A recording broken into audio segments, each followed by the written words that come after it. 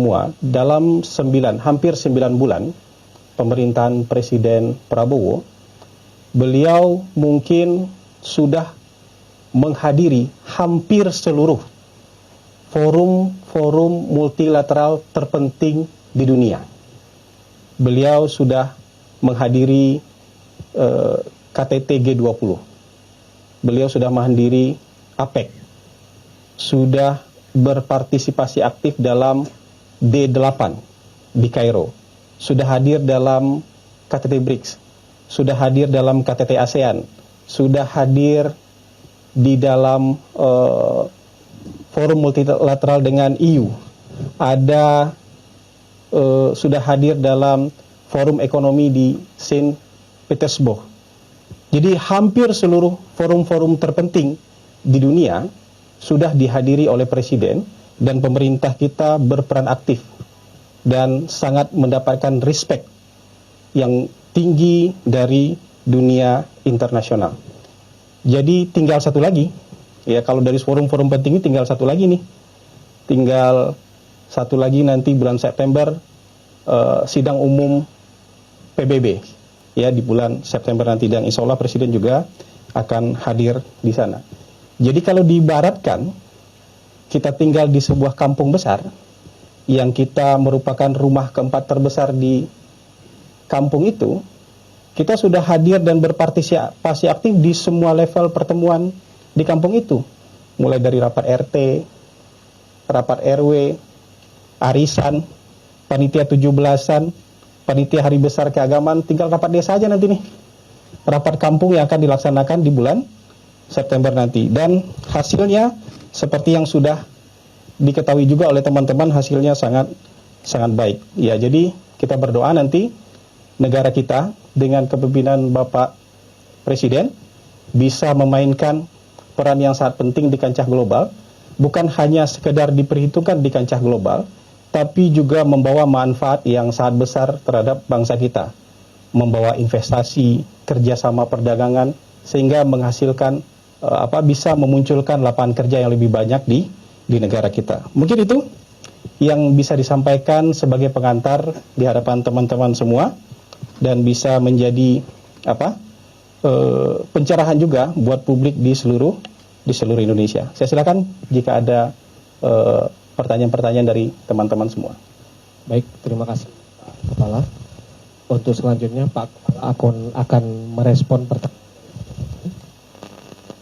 pertanyaan pertama. Silakan dari Mbak Eva, bisa pakai mic dari siapa? Oke. Bisa disebutkan medianya dan izin, selamat siang Pak Hasan, saya Ya, Eva siang dari Detikom. Menyangkut yang tadi tentang perjanjian Uni Eropa dan SEPA, itu kan akhirnya Pak Prabowo berhasil menuntaskan setelah 10 tahun berjalan alot. Berarti sebelumnya ada kendala-kendala sehingga perjanjian ini nggak tuntas ya Pak ya. Kira-kira itu apa kendalanya, dan apa yang membuat perjanjian ini akhirnya tuntas dengan cepat di era Pak Presiden ini. Terus yang kedua, terkait potensi lapangan kerja dari perjanjian itu, kira-kira akan berpotensi menghasilkan lapangan pekerjaan yang seperti apa, dan kira-kira jumlahnya berapa gitu Pak. Terima kasih. Baik, terima kasih Eva. Jadi memang perjanjian strategic partnership seperti ini memang tidak mudah dan butuh waktu yang panjang. Hampir semua CEPA itu butuh waktu yang panjang. Mungkin bukan persoalan kendala, tapi memang ketika mendetailkan perjanjian kerjasama bagaimanapun kan membawa kepentingan nasional masing-masing. Kalau dengan EU juga, mereka juga punya kepentingan mereka sendiri, kita juga punya kepentingan kita sendiri. Nah, bernegosiasi itu cukup alot, termasuk juga konstelasi global, ya. Kita kan perlu juga mencari kerjasama baru, investasi baru di samping yang selama ini sudah ada. Nah, dengan adanya ini, berdasarkan perhitungan dari Kementerian Koordinator Perekonomian, mungkin nanti sebagian besar produk kita masuk ke Eropa itu dengan bebas tarif, sebagian besar. Dan kemungkinan besar ekspor kita bisa meningkat 50%. Berdasarkan perhitungan dari Kemenko Perekonomian bisa meningkat 50%. Kalau ekspor meningkat 50%, itu artinya kan kinerja kinerja industri dalam negeri kan juga meningkat. Dan kalau kinerja industri meningkat, artinya kan serapan tenaga kerja juga akan banyak. Itu dari sisi perdagangan. Begitu juga dari sisi investasi.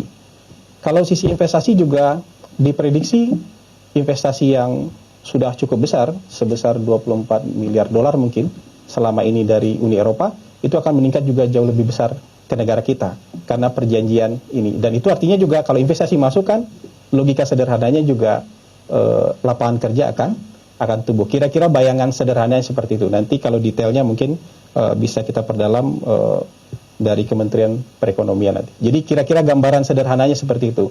Perdagangan kita akan meningkat, diprediksi sedikitnya 50%. Artinya kinerja industri kita juga akan meningkat dan butuh lapangan kerja lebih banyak. Kira-kira seperti itu. Silakan. Yang berikutnya.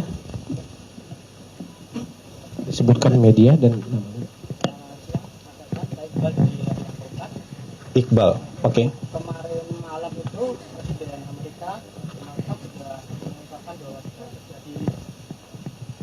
sudah terjadi kesepakatan tarif antara Indonesia dengan Amerika.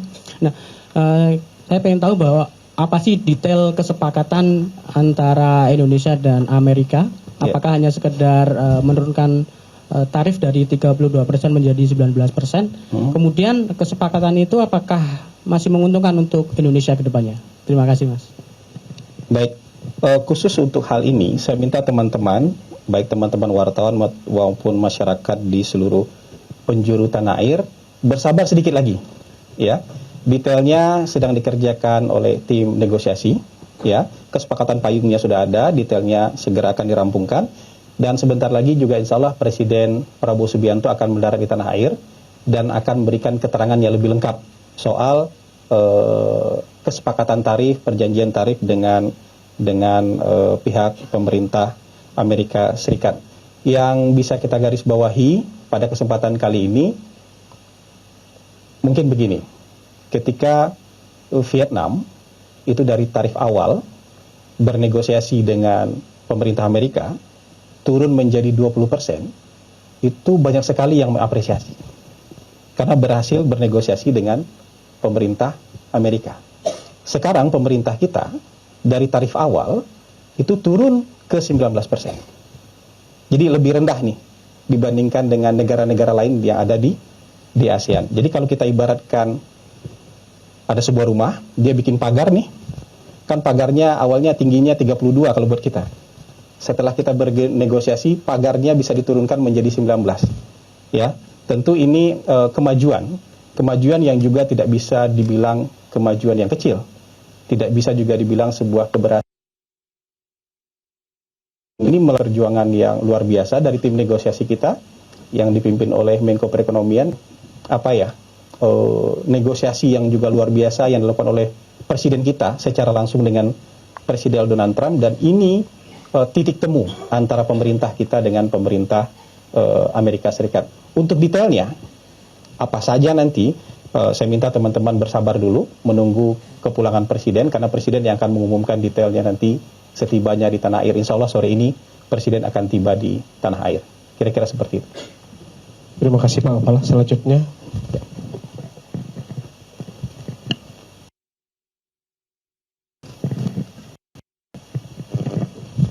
Siang Pak Hasan, Tifal Kompas TV Pak. Terkait dengan penetapan Tifal Kompas TV. Terkait penetapan tanggal 17 Oktober sebagai Hari Kebudayaan Nasional oleh Menteri Kebudayaan gitu kan. Ada pandangan bahwa penetapan tanggal 17 Oktober ini bertepatan dengan hari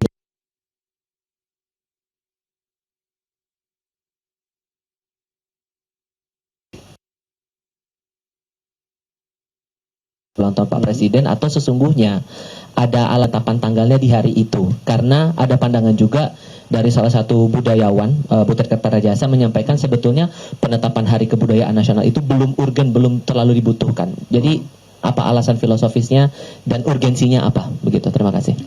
Ya, sebenarnya penjelasan lebih panjang sudah diberikan oleh Kementerian Kebudayaan. Dari hasil komunikasi kita dengan Kementerian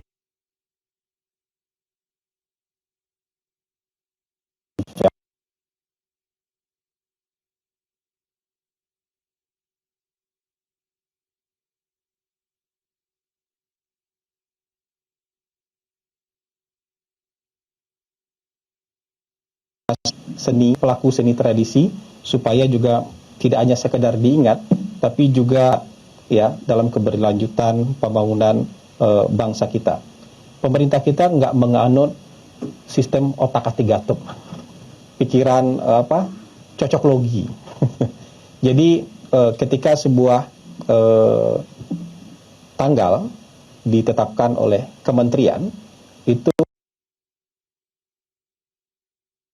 terhukum, apakah itu dasar peristiwa atau dasar sejarah. Nah, mungkin yang harus dipahami oleh teman-teman semua maupun masyarakat di seluruh penjuru tanah air, puncak dari pengakuan keberagaman kita sebagai bangsa yang plural, terdiri dari berbagai macam suku bangsa, berbagai macam etnis, kebudayaan, adat istiadat, dan segala macam. Puncak pengakuan terhadap keberagaman itu adalah ditetapkannya peraturan pemerintah nomor 66 tahun 1951. Pada saat itu, negara mengakui keberagaman dengan memasukkan semboyan Bhinneka Tunggal Ika sebagai bagian dari lambang negara. Jadi penetapan burung Garuda sebagai lambang negara dan memasukkan semboyan Bhinneka Tunggal Ika sebagai bagian yang tidak terpisahkan dari lambang negara. Dan menurut kajian ya yang disampaikan ke Kementerian Kebudayaan, inilah puncak pengakuan terhadap keberagaman kita sebagai bangsa yang plural, termasuk juga keberagaman budaya kita. Dan ini yang dijadikan alasan sebenarnya tidak hanya satu tanggal ini, atau misalnya ada tanggal 2 Mei yang sudah hari pendidikan, tanggal 20 Mei, ada berapa tanggal lagi saya tidak hafal yang diusulkan. Tapi karena hari-hari itu sudah ada harinya, ada hari peringatannya, dan hari ini juga tanggal 17 Oktober ini ada momen sejarahnya, pengakuan resmi pemerintah terhadap keberagaman dengan dimasukkannya semboyan Bhinneka Tunggal Ika sebagai pisahkan. Makanya burung Garuda. Wah, di ruangan ini burung Garuda. Burung Garuda itu, lambang negara itu nggak terpisahkan dengan semboyan Bhinneka Tunggal Ika. Itu puncak pengakuan terhadap keragaman budaya kita yang bermacam-macam itu sebagai budaya bangsa Indonesia. Kira-kira penjelasannya seperti itu. Jadi kita tidak menganut otak-atik gatuk atau cocok logi. Kalau kebetulan nggak apa-apa. Ini kan soal kebetulan. Kebetulan itu banyak. 21 Juni Bung Karno wafat. 21 Juni Presiden ke-7 Indonesia lahir. Kalau cocok logi bisa panjang tuh. Tapi kita tidak menganut cocok logi. Orang yang memperingati itu sebagai hari wafatnya presiden, boleh. Orang yang mau memperingati hari itu sebagai hari lahirnya presiden, juga boleh. Orang yang memperingati 17 Oktober sebagai hari kebudayaan, boleh. Orang yang memperingati 17 Oktober sebagai hari lahirnya seseorang juga boleh. Jadi kita mulai belajarlah menghindar dari cocok logi dan otak-atik gatuk. Kira-kira gitu ya, teman-teman.